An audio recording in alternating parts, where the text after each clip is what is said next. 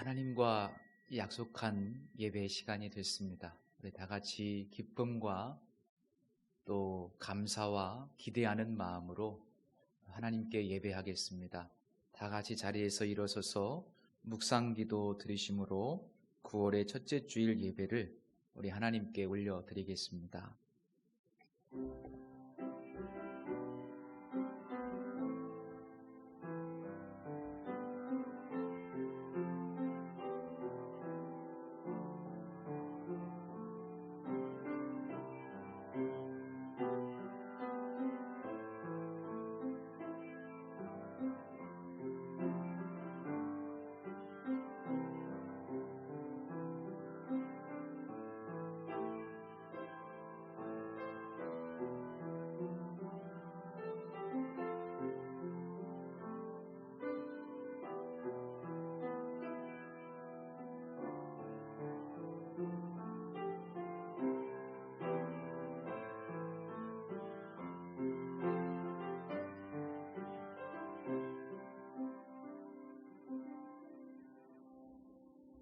여호와의 산에 오를 자가 누구며 그의 거룩한 곳에 설 자가 누구인가? 곧 손이 깨끗하며 마음이 청결하며 뜻을 허탄한 데에 두지 아니하며 거짓 맹세하지 아니하는 자로다. 그는 여호와께 복을 받고 구원의 하나님께 의를 얻으리니 이는 여호와를 찾는 족속이요 야곱의 하나님의 얼굴을 구하는 자로다. 만유의 주가 되시는 하나님 아버지, 무더운 여름 날씨에도 저희들의 건강을 지켜주시고 이제는 시원한 바람이 부는 좋은 계절을 허락하여 주시니 감사합니다. 하나님께서 아름답게 만들어 놓으신 높은 하늘과 푸른 산과 바다를 바라볼 겨를도 없이 분주하게만 살아왔습니다. 이제 주일을 맞이하여 분주했던 우리의 마음을 가다듬고 주님 품 안에 안겼사오니 우리 심령의 푸른 산보다 더 푸른 희망을 심어 주옵소서. 높은 하늘보다 더 높은 사랑을 우리 가슴에 채워 주옵소서. 우리 예배를 기쁘게 받으시는 예수님의 이름으로 기원하옵나이다. 아멘. 우리 목마른 사슴 찬양 함께 올려드리겠습니다.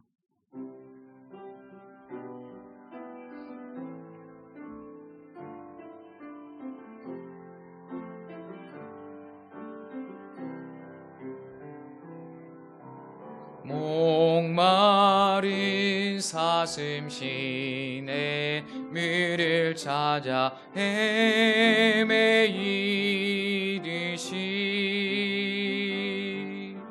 내 영혼 주를 찾기에 갈급하나이다.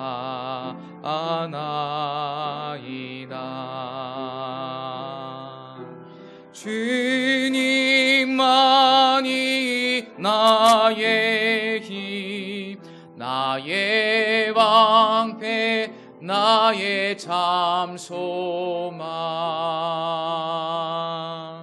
나의 몸 정성 나와줘서 주님 경배합니다.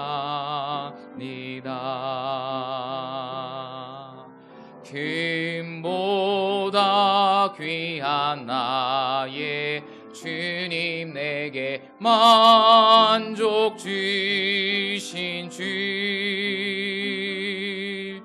당신만이 나의 기쁨 또한 나의 참 고백.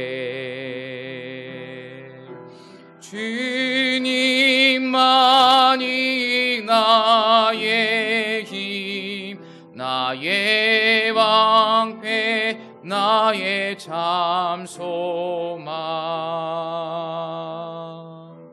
나의 몸 정성 다 바쳐서 주님 경배합니다.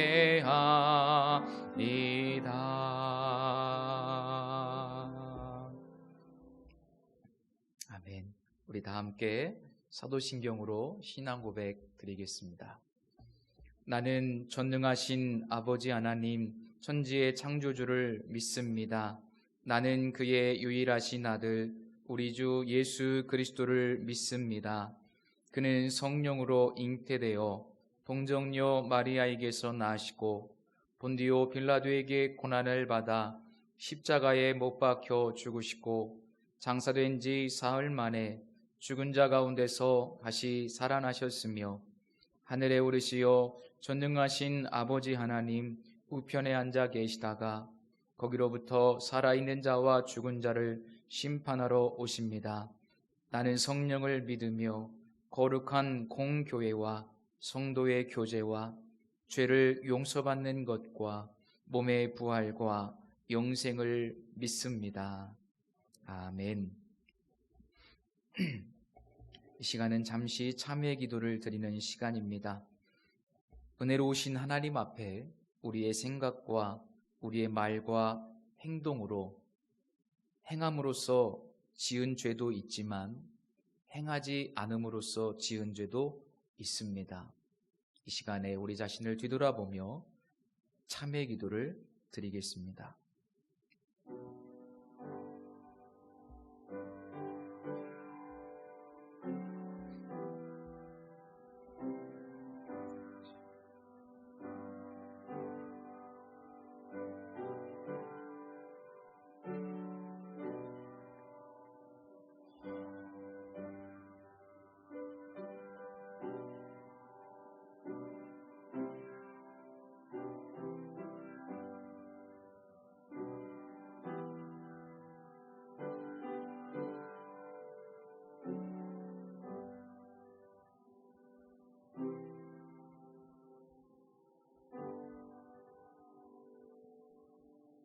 내가 축복할 것을 받았으니 그가 주신 복을 내가 돌이키지 않으리라.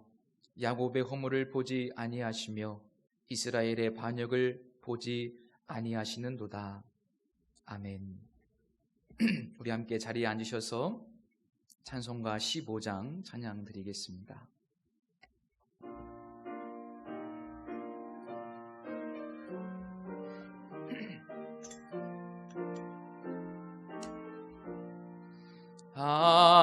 하나님의 크신 사랑 하늘에서 내리사 우리 맘에 항상 계셔 온전하게 하소서. 우리 주는 자비하사 사랑 무한하시니 두려워서 떠는 자를 구원하여 주소서. 걱정 근심 많은 자를 성령 감화하시며 옥과 인의 사랑받아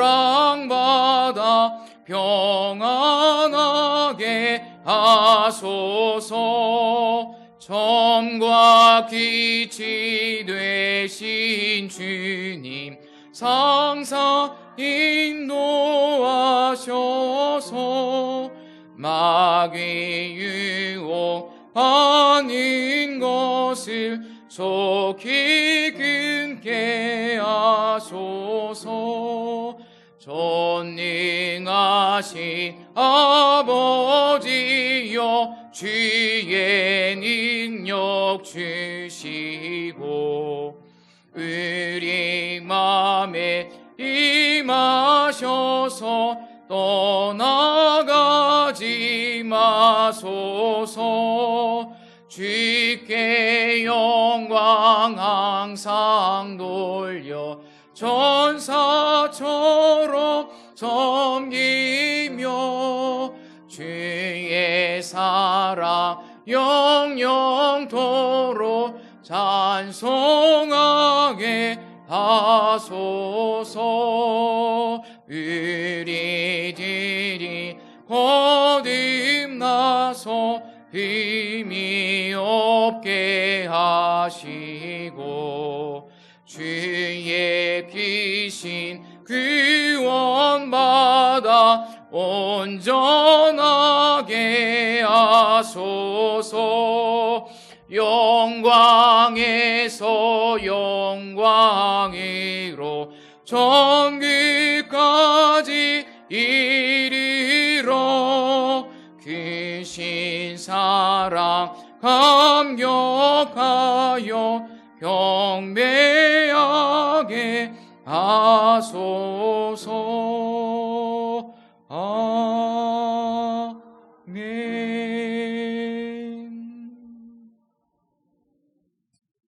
오늘 교동문은 1번 시편 1편 함께 교독하시겠습니다.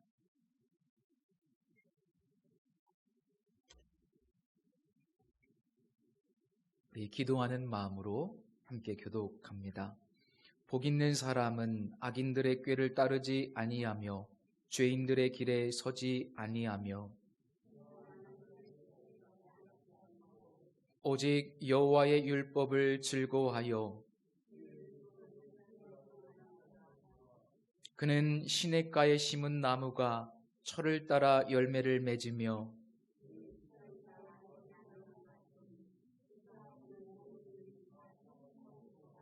악인들은 그렇지 아니하며 그러므로 악인들은 심판을 견디지 못하며 무릇 의인들의 길은 여호와께서 인정하시나 악인들의 길은 망하리로다. 아멘. 찬송가 546장 찬양 드리신 후에 회중을 대표해서 김윤경 성도님께서 기도해 주시겠습니다.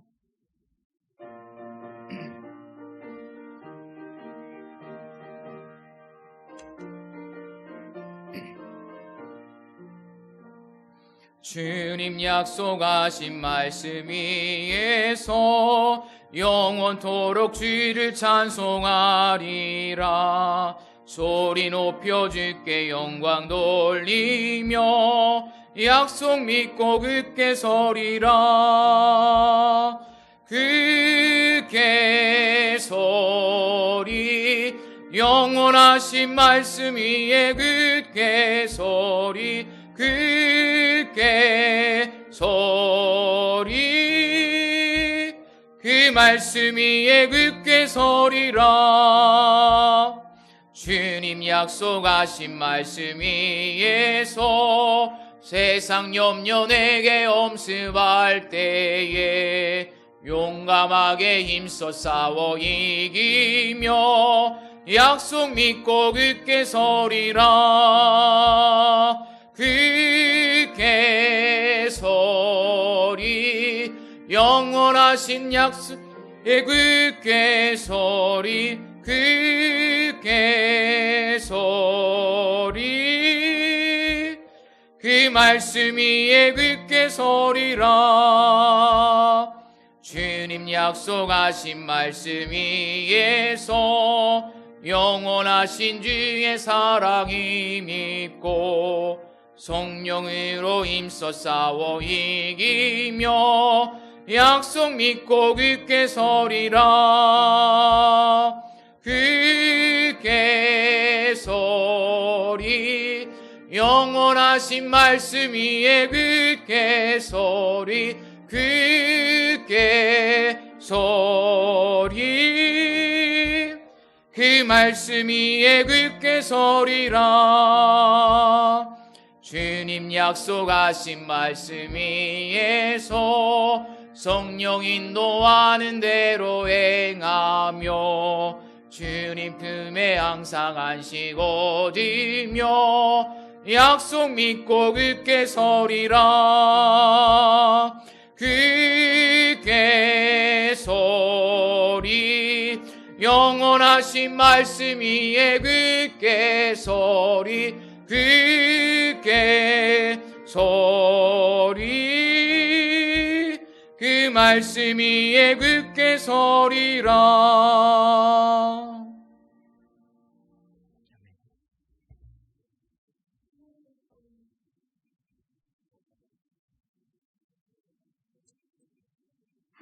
크신 사랑의 주님, 한 주를 시작하는 오늘 주님 전에 나와 말씀과 찬양을 사모합니다. 이 시간 이 예배를 주님께 드립니다. 기뻐 받아 주옵소서. 주님의 은혜로 말미암아 직장에서나 가정에서나 학교에서나 부족함 없이 평안을 누렸습니다. 그럼에도 불구하고 세상의 것들에 머리를 들며 선함을 지키지 못하고 하나님을 아프게 하고 하나님의 마음에 근심이 되고 하나님의 아픈 손가락으로 살았습니다. 이 모든 죄 찔림으로 떨며 주님 앞에 내어드리고 회개하오니 크신 은혜와 긍휼함을 베푸사 우리의 죄를 용서하여 주옵소서. 사랑의 주님, 점점 심해지는 코로나 시대가 너무나 두렵고 아프고 혹독합니다. 우리 죄로 말미암인데 우리가 할 수 있는 것이 아무것도 없습니다. 단절된 생활, 단절된 모임, 단절된 소통으로 인해 어려움도 불편함도 많아지고 있지만 이 위기가 기회가 될 수 있도록 은혜 베풀어 주옵소서. 말씀으로 무장시키고 말씀으로 행함 있게 하시며 그 행함으로 믿지 않는 자들에게 분부기가 되어 전도에 힘쓰게 하옵소서. 말씀을 통하여 우리의 삶도 회복되길 원하옵니다.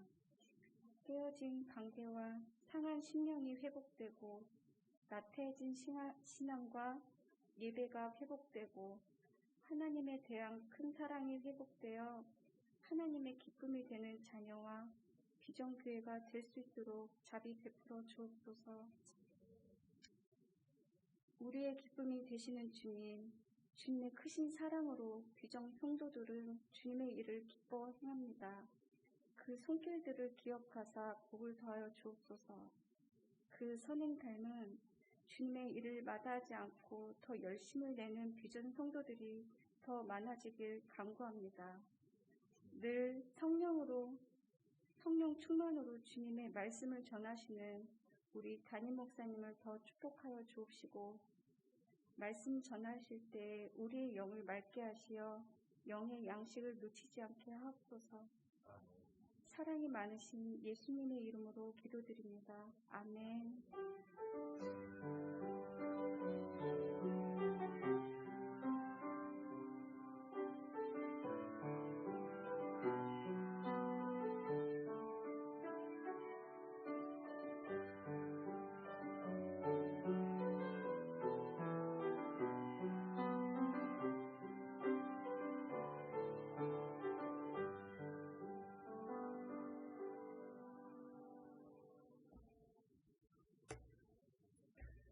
오늘 우리에게 주시는 하나님의 말씀은 출애굽기 15장 22절에서 27절까지의 말씀입니다. 구약 성경 105면입니다.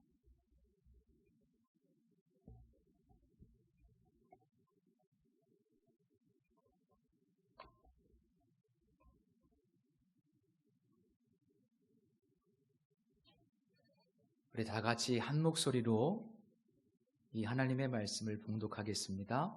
모세가 홍해에서 이스라엘을 인도하매 그들이 나와서 수르 광야로 들어가서 거기서 사흘 길을 걸었으나 물을 얻지 못하고 마라에 이르렀더니 그곳 물이 써서 마시지 못하겠으므로 그 이름을 마라라 하였더라. 백성이 모세에게 원망하여 이르되 우리가 무엇을 마실까 하매 모세가 여호와께 부르짖었더니 여호와께서 그에게 한 나무를 가리키시니 그가 물에 던지니 물이 달게 되었더라.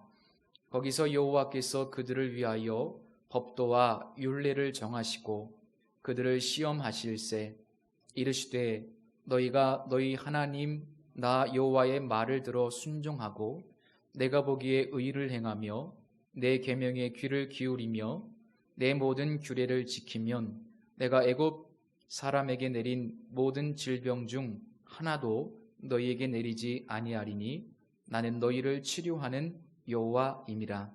그들이 엘림에 이르니 거기에 물샘 12과 종려나무 70그루가 있는지라. 거기서 그들이 그 물 곁에 장막을 지니라. 아멘. 기도하겠습니다. 하나님께서 오늘 이 시간 우리에게 말씀하실 때 우리에게 하나님을 아는 지식을 더하여 주셔서 하나님이 기뻐하시는 삶을 살아낼 수 있도록 능력을 베풀어 주시고 동기를 부여해 주옵소서. 우리의 마음 문을 두드리시는 하나님 아버지, 이 시간 우리의 마음의 문을 엽니다. 세미한 음성으로 말씀하시고 우리에게 들을 귀, 보는 눈을 주셔서 말씀을 깨닫게 하시고 마음의 변화를 받아 하나님의 자녀답게 살아갈 수 있도록 은혜 베풀어 주옵소서. 끊임없이 우리에게 말씀하시며 영의 양식을 주시는 하나님께 감사를 드리며 예수님의 이름으로 기도드립니다. 아멘. 언젠가 100주년 기념교회를 담임하시다가 지금은 은퇴하신 이재철 목사님의 간증을 읽은 적이 있습니다. 이분이 사업을 하시다가 정리하시고 이제 목회자가 되기로 결정을 하시고 대학원을 다니실 때 성령께서 이 신학생 시절에 이 목사님에게 신유의 은사를 주셨답니다. 종종 아픈 분들을 위해서 기도하시곤 하셨는데 그러면 대개의 경우에 그 질병이 치료되는 놀라운 역사가 그분을 통해서 일어났습니다. 그 소문이 퍼져서 많은 분들이 기도를 받기 위해서 전화도 하시고 또 찾아오시고 그렇게 하셨는데 그 중에 어떤 암에 걸린 분이 연락이 와서 기도를 받고 싶다고, 그래서 흔쾌히 오시라고 기도해 드리겠다고 그렇게 해서 만나게 되었고 이분을 위해서 간절한 마음으로 기도를 해드렸습니다. 그런데 정말 놀랍게도 이 중년의 남성분이셨는데 기도를 받고 치유가 됐습니다. 그 암이 떠나간 겁니다. 놀라운 일이죠. 그런데 이분이 이렇게 질병의 치유를 받고 돌아간 다음에 안타깝게도 그 이전에 죄를 버리지 못하고 건강한 몸으로 또 죄를 짓기 시작했습니다. 질병에 걸리기 이전에도 여자 문제가 복잡했는데 그래서 하나님께서 질병을 허락하신지도 모르겠습니다. 그런데 건강한 몸으로 치유를 받고 난 다음에 새로운 삶을 살았으면 좋았으련만 여전히 똑같은 삶으로 돌아가서 또 다시 바람을 피고 그런 삶을 살게 된 겁니다. 그래서 이 목사님께서 그 이야기를 들으시고 굉장히 충격을 받으셨어요. 그 다음부터 이분이 결심을 합니다. 내가 다시는 질병에 든 사람들을 위해서, 찾아오는 사람들을 위해서 기도하지 않겠다. 병 고침 받아도 삶이 변화되지 않으면 여전히 또 가서 죄를 짓기 때문에 다시는 찾아오는 사람들을 위해서 기도하지 않겠다. 그리고 앞으로는 사람을 변화시키는 하나님의 말씀, 하나님의 말씀에 집중하는 목회자가 되겠다. 이렇게 결심을 하셨다는 간증을 읽은 적이 있습니다. 저 역시도 이번에 좀 몸이 많이 아프면서 깨닫게 되는 것은 드러난 육체의 질병을 치료하는 것도 중요하지만 보다 더 근본적인 삶의 태도의 변화, 몸을 잘 관리할 수 있는 습관의 변화, 그것이 더 중요하다는 사실을 깨닫게 됐습니다. 그것이 바뀌지 않으면 회복이 되어도 또 아프게 되고 또 아프게 되고 반복적으로 아프게 되는 것이죠. 이스라엘 백성들은 기적적으로 홍해를 건너게 됩니다. 놀라운 사건이죠. 그렇게 홍해를 건넌 다음에 이스라엘 백성들은 이제 수르 광야로 들어가게 됩니다. 홍해를 건너기 이전에도 하나님께서 구름 기둥과 불 기둥으로 함께 하시고 인도하셨기 때문에 홍해를 건넌 지금 이 순간에도 여전히 하나님께서 함께 하십니다. 그 하나님께서 인도하심을 신뢰하면서 이스라엘 백성들은 구름 기둥을 따라 수르 광야로 들어간 겁니다. 조금만 더 가면 쉴만한 물가 푸른 초장이 있겠지. 조금만 더 가면 하나님께서 우물가를 허락해 주시겠지. 그런 기대를 가지고 광야로 들어갔는데 하루가 지나고 이틀이 지나고 3일째가 되어도 물이 없는 겁니다. 그러다가 드디어 어느 한 장소에서 우물을 발견하게 되었는데 안타깝게도 오늘 말씀에 의하면 그 물은 써서 도저히 마실 수가 없었습니다. 당시 사막에서 3일 동안이나 물을 얻지 못하고 방황한다는 것은 거의 죽음과 같은 상황입니다. 그런데 물을 발견했는데 물도 써서 마실 수가 없으니 이스라엘 백성들의 낙심이 얼마나 크겠습니까? 지금 이 마라의 위치를 정확하게 알 수는 없지만 홍해바다에서 비교적 근거리에 있는 우물인데 이렇게 해안가에 근접해 있는 우물의 경우에 물이 부족하게 되면 역류 현상이 일어나서 바닷물이 들어오게 되고 그래서 물이 쓰게 되는 경우가 종종 있다고 합니다. 여기저기서 불평과 원망의 소리가 들려옵니다. 불과 3일 전에 홍해가 갈라지고 마른 땅을 건너는 놀라운 기적을 경험했음에도 불구하고 쫓아오는 애굽의 군대가 그 홍해 바닷가에 수장되는 것을 목격했음에도 불구하고 물이 없기 때문에 물이 없다는 이유로 그들은 불평하고 원망합니다. 한편으로는 이 이스라엘 백성들의 태도가 이해되지 않는 것은 아닙니다. 우리는 사막을 경험한 적이 없기 때문에 이스라엘 백성들의 마음을 짐작하기가 어렵지만 사막 한가운데서 물이 없이 3일 길을 건넌다는 것은 죽음과 같은 고통입니다. 더군다나 여기까지 하나님께서 인도하셨습니다. 분명히 하나님의 인도하심을 따라서 구름 기둥을 보면서 여기까지 쫓아왔는데 물이 없어요. 발견한 우물이 물이 써서 마실 수가 없어요. 얼마나 절망했겠습니까? 간혹 우리 신앙인들의 삶에 이해되지 않는 상황들이 닥쳐올 때가 있습니다. 전혀 부닥치고 싶지 않은 환경으로 하나님께서 우리를 몰아가실 때가 종종 있습니다. 그 이유가 무엇일까? 마치 이스라엘 백성들이 이런 난처한 어려운 상황을 경험하듯이 우리의 삶에도 그럴 상황이 찾아올 때가 있습니다. 왜 그럴까? 오늘 성경 말씀 25절을 보시면 하나님의 목적을 알 수 있는 중요한 표현이 있습니다. 그들을 시험하실세라는 표현인데 여기서 시험이라는 것은 일종의 훈련 과정, 즉 연단이라고 생각하시면 됩니다. 모든 그리스도인들에게는 이 연단의 과정이 있습니다. 어떤 환경을 통해서 연단하시든지 혹은 어떤 인간관계를 통해서 연단하시든지 또는 어떤 경제적인 어려움을 통해서 연단하시든지 내용은 다르지만 모든 그리스도인들에게는 이 연단의 과정이 분명히 있습니다.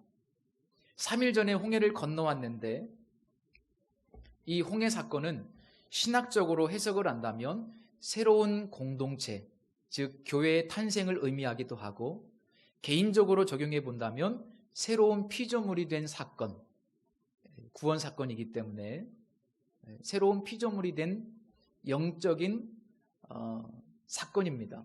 사도 바울은 이 사건을 광야에서의 세례 사건으로 설명하기도 합니다. 즉 이제는 종이 아니라 자유인이 된 것이고 하나님의 자녀로 신분이 변화된 사건입니다. 성경적으로 보면 우리의 신분이 이렇게 변화된 다음에는 점진적인 성화의 과정이 동반하게 됩니다. 하나님의 자녀로 신분이 변화되었기 때문에 그 이후에는 이제 하나님의 자녀답게 만들어 가시는 연단의 과정이 따라오는 겁니다. 그래서 이 광야의 여정은 한마디로 연단의 과정이라고 정의할 수 있습니다. 홍해를 건넌 후에 이 첫 번째 사건을 통해서 하나님은 이스라엘 백성들에게 그리고 우리 모두에게 광야 생활 전체가 연단의 시간이 될 것임을 말씀해 주고 있습니다. 첫 번째 맞이하는 이 사건은 마치 광야 학교의 오리엔테이션과 같습니다. 그리고 그 연단의 결론을 보여주는 것이 바로 27절 말씀입니다. 마치 한 편의 그림 같은 아름다운 장면이죠. 이것이 연단의 과정을 거치고 난 다음에 우리 인생의 결론이다라고 하나님께서 보여주시는 그림 언어입니다. 구원받은 백성들에게는 반드시 연단이라는 하나님의 선하신 목적이 있다는 것을 기억하시고 그 연단의 결과는 언제나 아름다운 엘림과 같다는 사실을 믿으시기 바랍니다. 이스라엘 백성들도 불평하고 원망했지만 모세 역시도 당혹스럽기는 마찬가지입니다. 홍해를 건넌 이후에 모세에게는 드디어 첫 번째로 리더십의 위기가 닥쳐오죠. 그런데 모세가 이 상황을 어떻게 돌파하는가? 말씀 25절 보시면 모세가 여호와께 부르짖었더니 라고 기록하고 있습니다. 모세는 이 위기, 이 문제를 가지고 하나님 앞에 엎드립니다. 그리고 간절하게 부르짖어 기도합니다. 여기서 부르짖다라는 표현은 한 번 기도하고 끝나는 이례적인 사건이 아니라 하나님께서 어떤 응답을 주실 때까지, 마치 누가복음 18장에 보면 과부가 불의한 재판관에게 계속 문제가 해결될 때까지 찾아가듯이 그렇게 응답이 있을 때까지 끈기 있게 계속 기도했다는 의미입니다. 우리 모두에게도 이런 끈기 있는 태도가 필요하죠. 얼마나 기도했을까? 그렇게 간절하게 부르짖는 모세에게 하나님께서 기도 가운데 한 나무를 보여주십니다. 그리고 모세는 그 응답을 받고 얼른 자리를 박차고 일어나서 그 나뭇가지를 찾아가서 꺾어다가 우물에 던집니다. 물속에 던지죠. 그랬더니 놀랍게도 그 쓴 물이 달게 되는 놀라운 변화가 일어납니다. 이 마라라는 장소와 쓴물이 단물로 변하는 이 사건은 광야 전체의 여정을 담고 있는 상징적인 사건인데 과연 이 사건이 어떤 메시지를 담고 있을까? 이해를 돕기 위해서 우리 성경 말씀 한 구절을 함께 좀 찾아보도록 하겠습니다. 신명기 8장 2절과 3절 말씀입니다.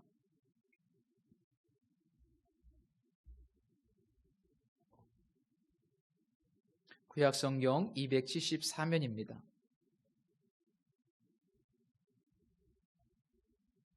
신명기 8장 2절과 3절 말씀입니다. 우리 함께 다 같이 한번 읽어볼까요? 내 하나님 여호와께서 이 40년 동안에 내게 광야 길을 걷게 하신 것을 기억하라. 이는 너를 낮추시며 너를 시험하사 내 마음이 어떠한지 그 명령을 지키는지 지키지 않는지 알려 하심이라. 너를 낮추시며 너를 줄이게 하시며 또 너도 알지 못하며 내 조상들도 알지 못하던 만나를 내게 먹이신 것은 사람이 떡으로만 사는 것이 아니요 여호와의 입에서 나오는 모든 말씀으로 사는 줄을 내가 알게 하려 하심이니라. 자, 이 내용을 보면 광야 40년 동안 하나님께서 그들을 연단하셨는데 가장 중요한 목적, 가장 중요한 이유는 그들이 그 명령을 지키는지 지키지 않는지, 사람이 떡으로만 사는 것이 아니라 하나님의 입으로부터 나오는 모든 말씀으로 사는 것임을 교육하시기 위함이라고 명확하게 정리하고 있습니다. 우리가 예수 믿기 이전에는 떡으로 상징되는 소유 중심의 삶을 살았습니다. 더 많은 떡을 얻기 위해서 몸부림치는 자아 중심, 성취 중심의 삶을 살았습니다. 그런데 예수 믿고 난 이후에 하나님의 자녀가 되었다면, 즉 홍해를 건넌 이후에는 이제 말씀이라는 존재 중심의 삶으로, 그리고 자아 중심이 아니라 하나님 중심의 삶으로 변화되어야만 합니다. 이것이 바로 신앙의 여정에서 일어나는 연단의 과정이고 성화의 과정입니다. 다시 오늘 본문으로 돌아가서 오늘 본문에서는 샘이라고 번역되어 있기도 하고 또 물이라는 그 상징적인 표현을 쓰기도 했는데, 이 우물이라는 히브리어 단어는 두 가지 의미를 가지고 있습니다. 아인이라는 단어인데 우물이라는 뜻도 있지만 사람의 눈이라는 의미도 있습니다. 그래서 히브리인들은 우물을 변화시킨 것을 눈을 변화시킨 것과 같은 의미로 받아들이고, 사람의 눈이 변화되었다는 것은 곧 그 사람의 가치관, 그 사람의 관점이 변화되었다는 것을 의미합니다. 사도행전 9장에 보시면 사도 바울이 다메섹 도상에서 찾아오시는 예수님을 만나게 됩니다. 그때 너무나 강렬한 빛으로 예수님께서 임하시기 때문에 사도 바울이 그 만남 이후에 눈이 시력을 상실하게 됩니다. 눈에 문제가 생기죠. 나중에 사람들의 손에 이끌려 들어가서 다메섹에 있는 아나니아라고 하는 제자에게 안수기도를 받는데, 사도행전 9장 18절 말씀에 보면 즉시 사울의 눈에서 비늘 같은 것이 벗어져 다시 보게 된지라 일어나 세례를 받고 라고 기록하고 있습니다. 눈에서 비늘 같은 것이 벗어졌다. 우리가 이 말씀을 문자적으로 읽으면 눈에 비늘이 있었고 그 비늘이 벗겨졌다 이렇게 이해할 수 있는데, 조금 더 성경적으로 또 의미 있는 성경적 어떤 해석 방법으로 이 말씀을 해석해 본다면, 눈에서 비늘이 벗겨졌다는 것은 새로운 눈을 갖게 되었다는 것을 의미합니다. 새로운 눈을 갖게 되었다는 것은 놀랍게도 그 이전에 예수 믿기 이전의 가치관에서 이제는 예수님을 만난 이후에 새로운 관점과 새로운 가치관을 갖게 되었다는 것을 의미합니다. 예수가 메시아라고 하는 것을 깨닫게 된 이후에 그의 인생에 패러다임의 전환이 일어났다는 것을 의미하는 표현입니다. 그래서 세례를 받은 것이죠. 그렇다면 쓴물이 단물로 변화되는 이 상징적인 사건은 하나님께서 자녀 삼으신 이스라엘 백성들의 애굽적인 가치관, 애굽의 가치관은 뭐예요? 세상의 가치관이죠. 홍해를 건너기 이전이기 때문에 저 세상의 가치관입니다. 인본주의적인 가치관입니다. 그래서 저 세상의 가치관을 하나님 나라, 하나님의 자녀의 가치관으로 바꾸시는 사건이라는 것을 알 수가 있습니다. 그리고 광야 여정 전체를 통해서 뼛속까지 깊이 물들어 있던 그들의 애굽적인 삶의 방식과 가치관을 고치시겠다는 일종의 예고편과 같습니다. 그래서 나는 너희를 치료하는 여호와라는 표현은 육체를 고치신다는 의미도 있지만, 그런 의미를 넘어서서 그들의 세상적인 가치관, 예수 믿기 전에 인본주의적인 가치관을 하나님 중심의 가치관으로 수술하시겠다는, 고치시겠다는 그런 하나님을 표현한 겁니다.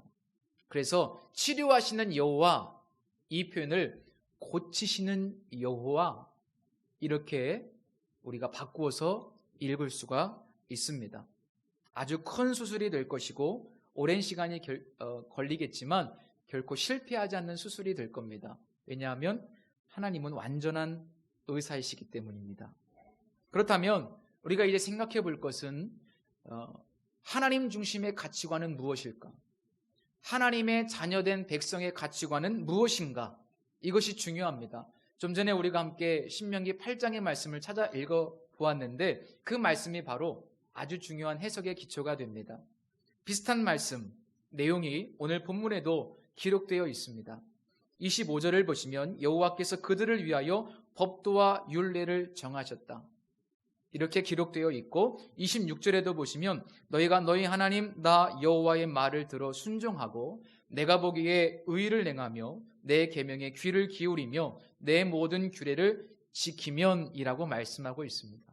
바로 이 장소에서 하나님께서 율례와 법도를 정하셨다는 거예요. 여기서부터 그리고 지금부터 하나님의 말씀을 듣고 순종하면 이렇게 말씀하십니다. 이해가 되시죠? 그러니까 하나님의 계획은 이 광야의 연단을 통해서 애굽의 가치관, 세상의 가치관을 하나님 중심의 가치관으로 고치시는 것이 하나님의 목적인데 하나님 중심의 가치관은 무엇이냐? 한마디로 정의하면 하나님의 말씀이 기준이 되는 삶입니다. 하나님의 말씀이 기준이 되는 삶. 성경과 배치되는 이 세상의 인본적인 지식을 넘어서서 하나님의 뜻과 배치되는 인간의 이성과 경험과 철학에 의존하지 않고 언제나 어디서나 오직 하나님의 말씀이 삶의 기준이 되는 것, 그것이 바로 하나님 자녀들의 가치관입니다. 이렇게 가치관의 변화를 이루어 가시는 분이 바로 고치시는 하나님이시고 치료하시는 여호와라는 겁니다. 바로 이런 목적 때문에 오히려 하나님은 종종 질병을 주시기도 합니다. 질병을 도구로 사용하시는 것이죠. 그래서 우리가 성경에 보면 하나님의 영광을 위한 질병도 있고 사도 바울 같은 경우도 평생토록 질병으로 인해서 고통을 당할 수밖에 없었습니다. 왜? 그 질병이 그에게 유익하기 때문에. 유익하기 때문에. 그것 때문에 하나님이 그를 통로로 사용하실 수 있기 때문에. 물론 하나님께서 기적적으로 우리 육체의 질병을 고치실 때도 있습니다. 그런 은혜를 경험하신 분들도 계실 겁니다. 그러나 때로는 더 큰 하나님의 목적을 위해서 질병을 허락하실 때도 있다는 겁니다. 사실 우리가 이 세상 살아가면서 끊임없이 갈등하는 것이 뭡니까? 세상의 방식을 따를 것인가? 아니면 하나님의 말씀을 기준으로 삼을 것인가? 이것이 가장 큰 갈등이고 고민이죠. 아마 우리 성도님들 지난 한 주간도 살아오시면서 세상의 방식, 세상 사람들과 똑같은 방식으로 그냥 묻어갈 것인가? 그래도 내가 예수 믿는데 하나님의 기뻐하시는 뜻을 분별하고 말씀대로 순종할 것인가? 늘 그 사이에서 왔다 갔다 하시면서 고민하셨을 겁니다. 주로 어느 쪽을 선택하셨습니까? 우리의 자녀들에게 어느 쪽을 선택하라고 가르치십니까? 누가복음 5장에 보면 예수님께서 시몬 베드로에게 이렇게 말씀하십니다. 깊은 데로 가서 그물을 내려 고기를 잡으라. 이미 밤새도록 그물을 내서 고기를 잡았고 그런데 아무것도 잡지를 못했습니다. 그야말로 허탕을 쳤습니다. 날이 새어서 이미 그물을 정리하는 중이었습니다. 그런데 그 순간 다시 그물을 내려 깊은 데로 가서 고기를 잡으라? 여러분, 베드로는 고기 잡는데 선수입니다. 직업이 어부입니다.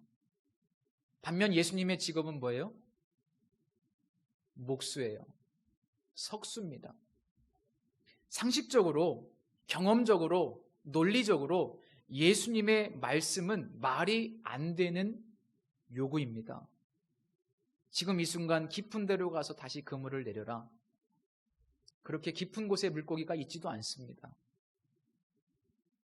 그런데 베드로는 예수님 당신의 말씀이 틀렸다고, 지금 이 현실과 전혀 맞지 않는다고 조목조목 반박하지 않고 그저 선생님, 우리들이 밤이 맞도록 수고하였을 때 잡은 것이 없지만은 말씀에 의지하여 내가 그물을 내리리이다 하고 다시 그물을 가지고 바닷속으로 들어가서 그물을 던집니다. 어떤 결과가 일어났습니까? 놀랍게도 밤새 허탕을 쳤는데 그물이 찢어질 정도로 많은 고기가 잡힙니다.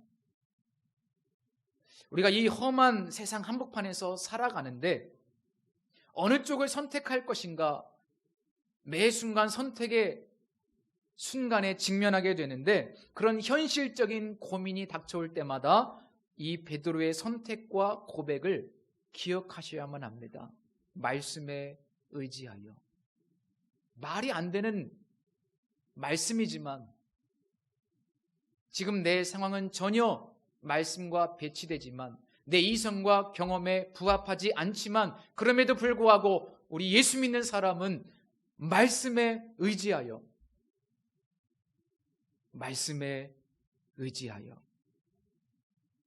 순종해야 합니다.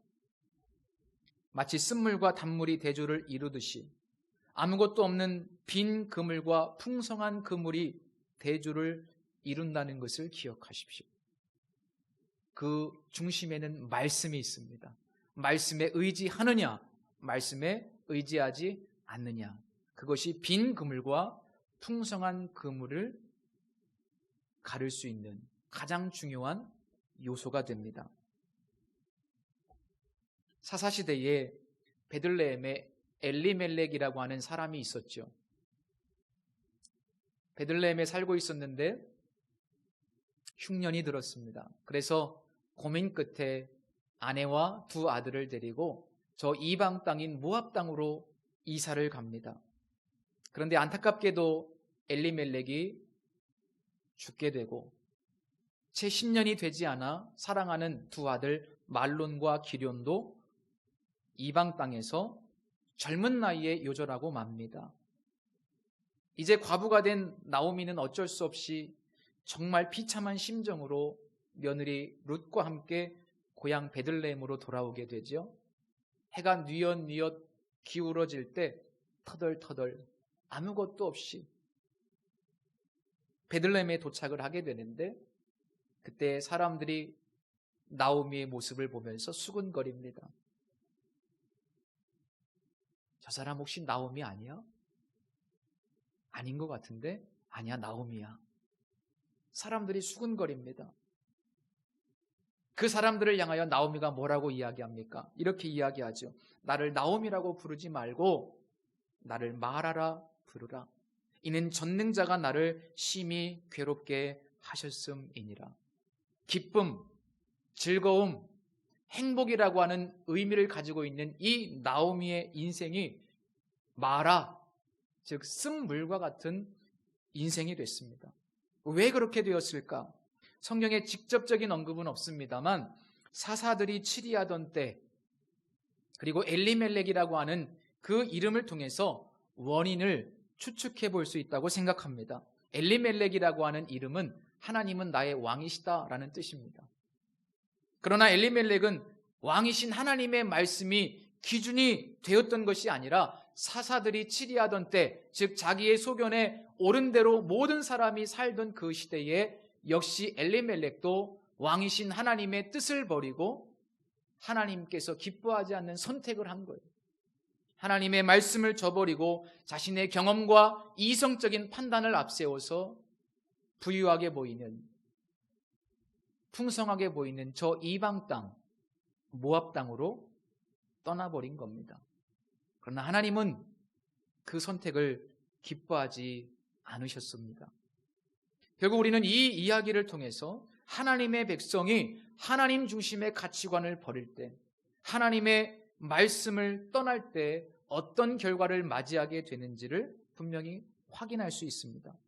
결국 오늘 본문에서 하나님께서 보여주신 한 나무, 그 나무가 무엇인지는 모르지만 오늘 본문 안에서 이 나무가 무엇을 상징하는지 알 수 있는데 그것은 바로 하나님의 말씀입니다. 이것이 없으면 쓴물, 즉 마라와 같은 인생이 되는 것이고 이것이 있으면 단물, 즉 엘림과 같은 인생이 되는 겁니다.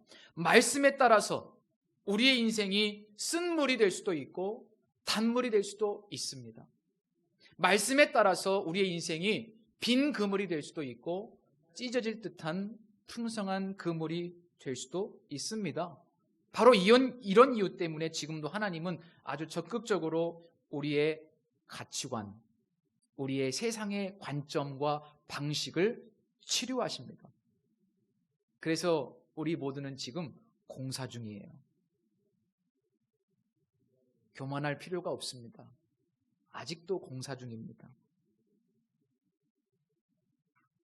설교를 마치면서 시편 119편 67절 말씀을 읽어드리고 정리하겠습니다. 내가 고난당하기 전에는 그릇 행하였더니 이제는 주의 말씀을 지키나이다. 기도하겠습니다.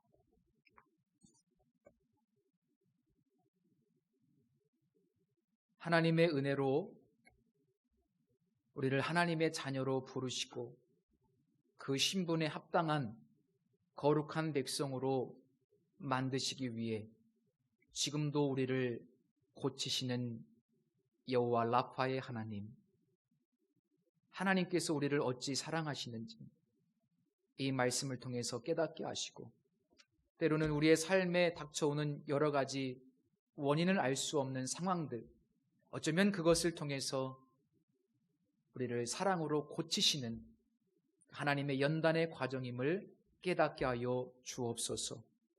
오 주님, 하나님의 말씀이 우리의 삶의 중심이 되기를 원합니다.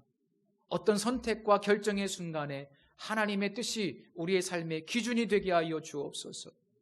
그래서 빈 그물이 아니라 풍성한 그물, 쓴물이 아니라 단물이 되는 주의 백성들 되게 하여 주옵소서. 그 엘림의 축복을 사모하며 예수님의 이름으로 기도드립니다. 아멘. 아바 아버지라는 찬양 우리 함께 드리면서 봉헌하고 기도드리겠습니다.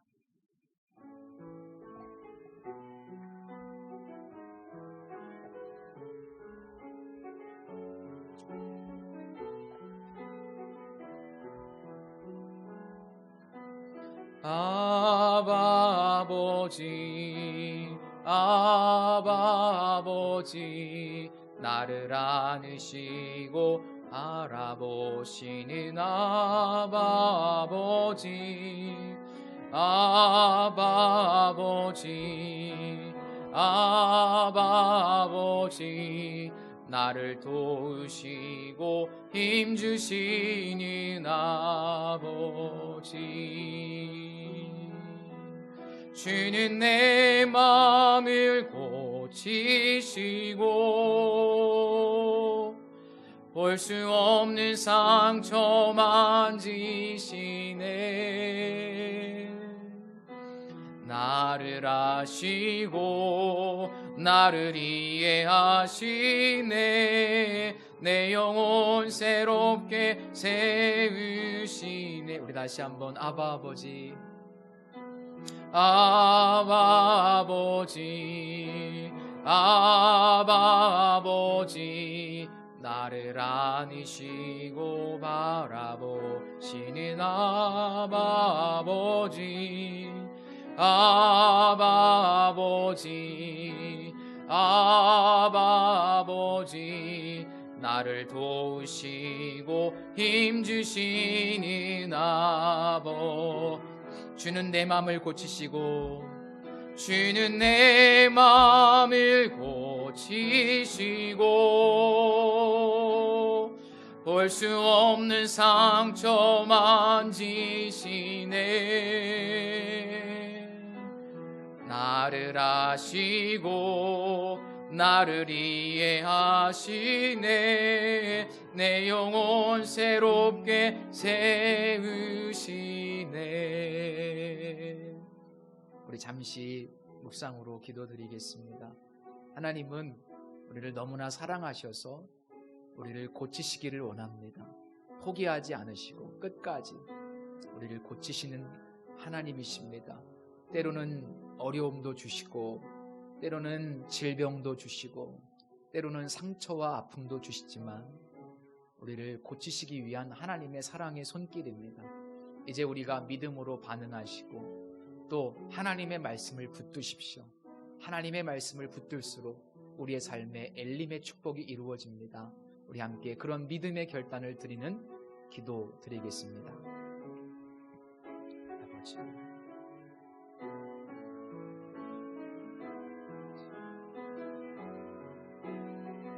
아버지, 이 주님께로 주옵소서. 주님의 말씀을 생각해 주옵소서. 베풀어 주는 말씀을 순종하고 그런 은혜를 주시고 그 영적인 갈망을 부어 주옵소서. 주님, 아버지,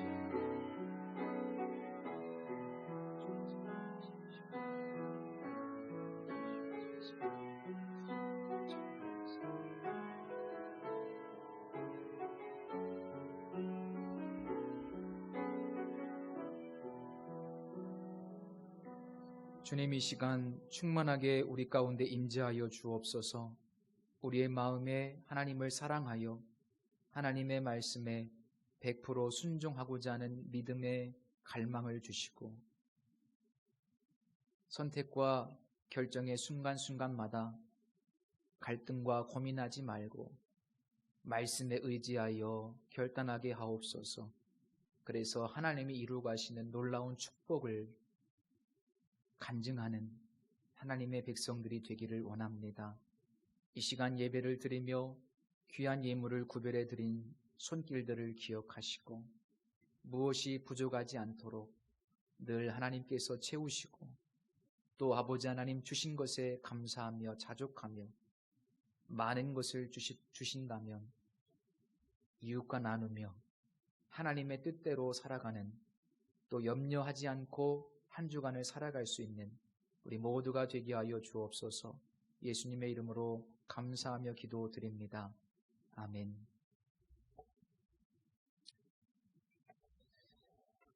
주일 오후 예배에는 없는 것이 아니고 가정 코이노니아로 가정에서 주보를 참고하셔서 예배 드리시기를 부탁을 드립니다. 예배당을 출입하실 때 방역 수칙을 철저하게 지켜주시고 다음 주 예배당 청소는 토요일 날 2시에 모여서 중보기도 모임을 갖고 이어서 진행하신다고 합니다. 특별히 자원하신 분들이 안 계실 때는 중보기도 모임 후에 예배당 청소를 진행하도록 하겠습니다. 지난주 일부 예배 때 김정은 성도님께서 우리 비전교회 새가족으로 등록하셨습니다. 잘 신앙생활을 할 수 있도록 예수님을 잘 믿을 수 있도록 우리 함께 하나님의 가족으로서 계속해서 기도해 주시기를 부탁을 드립니다. 다음 주 일부 기도는 전세호 선교사님께서 섬겨 주시겠습니다. 우리 다 같이 자리에서 일어서서 우리에게 향하신 찬양 드리신 후에 축도로 예배를 마치겠습니다. 중요한 광고가 빠졌네요. 우리 서준석 집사님, 이정옥 권사님 가정에서 우리 성도님들을 위해서 맛있는 떡을 오늘 또 섬겨 주셨습니다. 감사합니다. 우리 함께 찬양하겠습니다.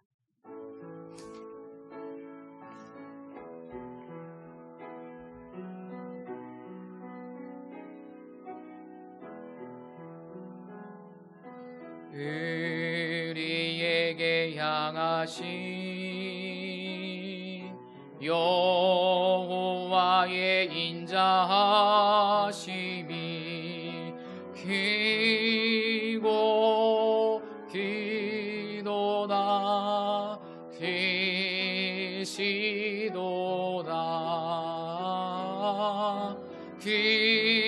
크고 기도다 계시도다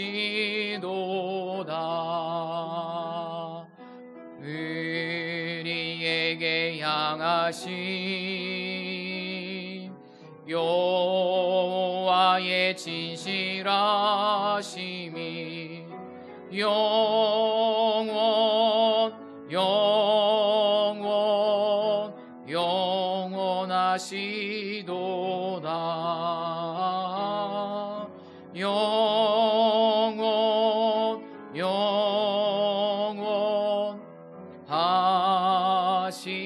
향하시도다. 우리 서로를 축복하면서 우리에게 향하신 여호와의 계획은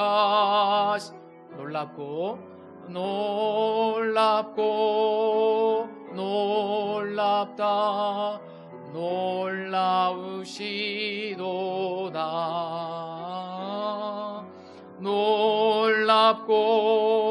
놀랍다 놀라우시도다.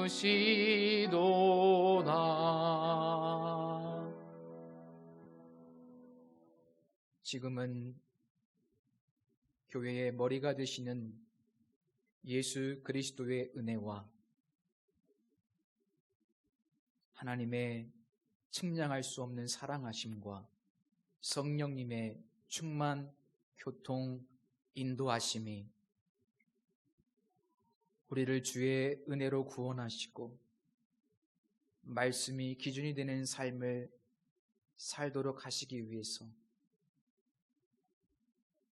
우리가 말씀으로 하나님의 축복을 경험하도록 하시기 위해서 지금도 끊임없이 우리를 고치시는 여호와 라파의 하나님을 바라보며 다시 한번 하나님의 말씀이 우리의 삶의 기준이 되기로 다짐하는 모든 성도들 머리 위에